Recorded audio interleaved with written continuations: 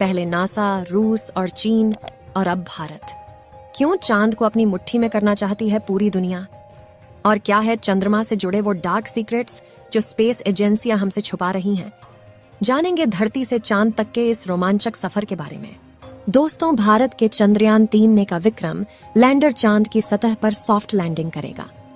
वहीं रूस का लूना 25 भी चांद की तरफ रवाना हो गया है, जबकि साल 2024 में नासा भी अपने आर्टेमिस प्रोग्राम के तहत एक बार फिर वैज्ञानिकों को यानी एस्ट्रोनॉट्स को चांद पर भेजने वाला है। और चीन भी जल्द ही एक और मून मिशन करने वाला है।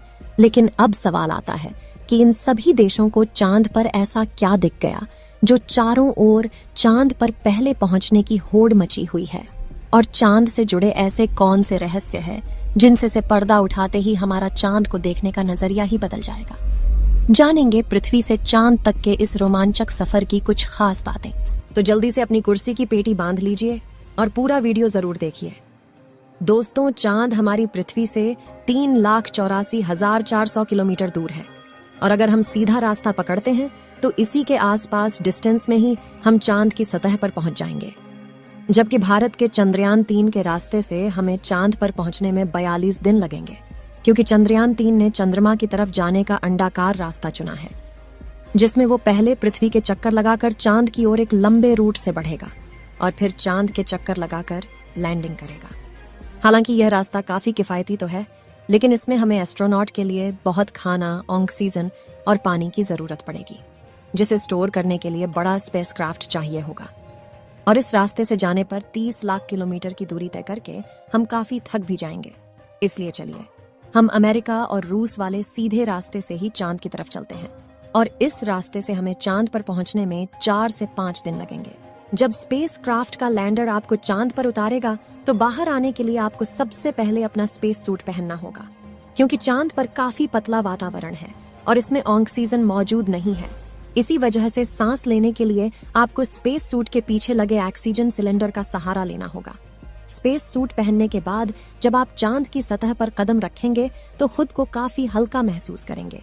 दरअसल चंद्रमा का गुरुत्वाकर्षण पृथ्वी से 6 गुना कम है, इसलिए अगर पृथ्वी पर आपका वजन 60 किलोग्राम है तो चांद पर यह सिर्फ 10 किलोग्राम हो जाएगा।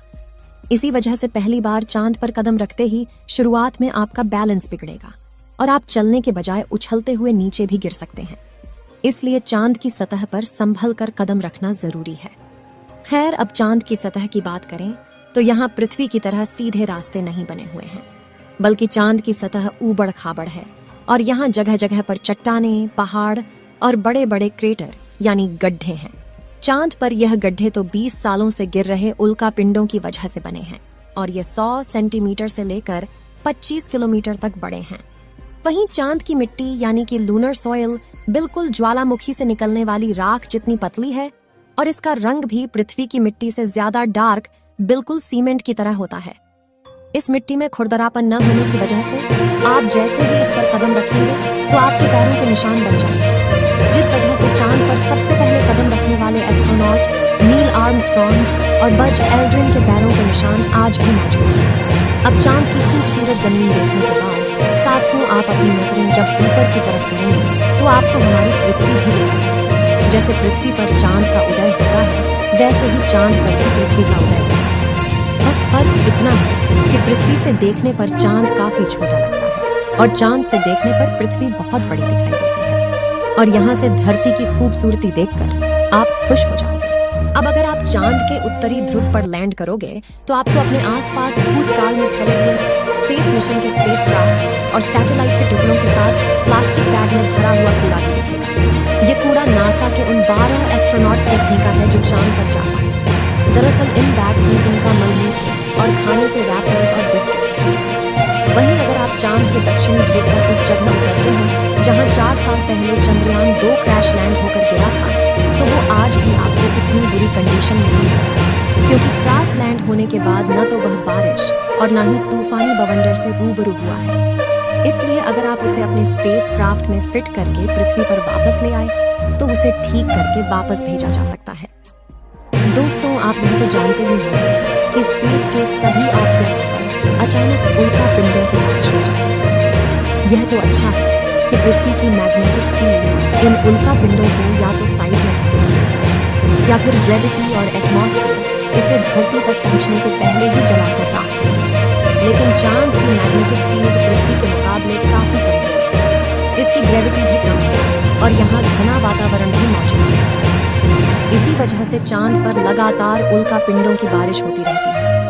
ऐसे में कोई भी उल्का पिंड गिरकर आपको पल भर में मौत के घाट उतार सकता है। इसलिए आपको उल्का पिंडों पर नजर लगाए बैठे कमांड सेंटर के वैज्ञानिकों से लगातार संपर्क बनाए रखना होगा। अब अगर आप सोच रहे हैं कि आप अपने किसी दोस्त या फिर लाइफ पार्टनर को चांद पर साथ लेकर जाकर गप्पे लड़ाते हुए अपने मून मिशन पर काम करें, तो आपको बता दें कि ऐसा मुमकिन नहीं है, क्योंकि चांद पर वातावरण न होने की वजह से साउंड वेव चल नहीं पाता। यानी कि अगर आप अपने साथी को कुछ बोलेंगे तो वह आपके होंठ हिलते हुए तो देखेगा, लेकिन आपकी आवाज नहीं सुनेगा। इतना ही नहीं, चांद पर आपको अपनी आवाज तक नहीं सुनाई देगी, मानो जैसे मोबाइल की तरह किसी ने आपको भी साइलेंट मोड पर डाल दिया है। हालांकि एस्ट्रोनॉट चांद पर एक दृश्य स्पेस सूट पहनते हैं जिसमें साउंड पुश करवाने के लिए नाइट्रोजन और ऑक्सीजन की मदद से कृत्रिम वायुमंडल बनाया जाता है। साथ ही इन्हें एक माइक्रोफोन वाली हेडफोन पहनाए जाते हैं जिसके जरिए यह अपने साथी और कमांड सेंटर की आवाज सुन सके और जवाब भी दे सके। अब दोस्तों, चांद पर अपने काम को पूरा करके जब आप सोने जाएंगे तो सुबह आपको सूरज की रोशनी नींद से नहीं जगाएगी, क्योंकि चांद को अपनी धुरी पर घूमने में 28